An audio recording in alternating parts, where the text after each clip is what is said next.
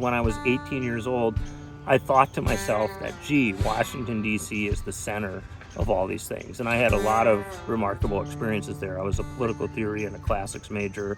Right away, I didn't try to play basketball at Georgetown, unlike Mankato East. I knew right away I was going to do the speaking and the writing.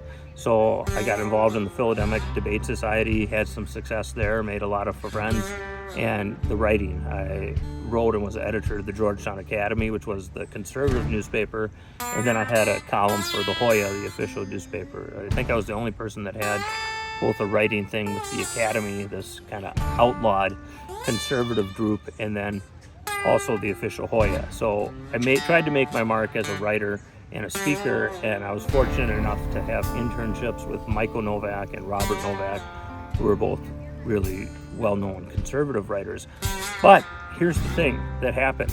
When I was 18 years old, I went to DC, and when I was 18, 19, 20, 21, I kept thinking to myself, DC is the center. Everything that happens in DC, like, that's where it's at. That's where the White House is. That's where the Supreme Court is.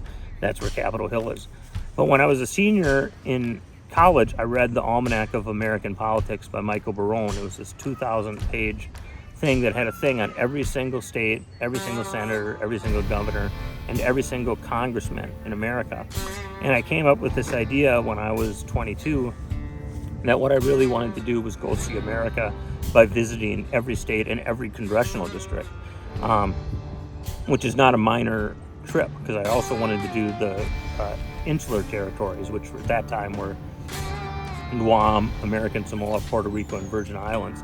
So I came to this conclusion that the way you really understand America is not Washington, D.C. It's going out and seeing the country, trying to have a unique experience in every one of these places. If you're in Hawaii, go walk on Waikiki Beach and go for a swim in the ocean. If you're in Alaska, go salmon fishing. If I was in New York, go walk the streets and see some of the Jewish communities in New York. If you're in Miami, see some of the Cuban community. And the idea was to try and have hosts in all these different parts of America to show me the country. But I was in love with a girl who was at Georgetown. She was 2 years younger than me, and I had to make a living. So I worked as a corporate recruiter, IT recruiter, and did some writing things on the side. But it probably never would have happened. Here's, again, the same theme. Tragedy can become triumph, and something that you think is horrible is actually what leads you to the next place in life. And for me, that happened on June 28th, 1999. I came back to Minnesota to speak at Minnesota Boys State. The program had meant a lot to me, so I ended up being the opening night speaker for 10 years. And I was in love with this girl, and she came to visit me and my family for that week.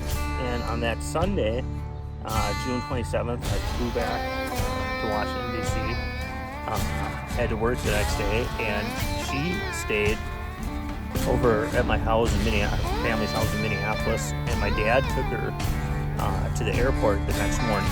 And the next day, June 28th, was the worst day, 1999, of my life.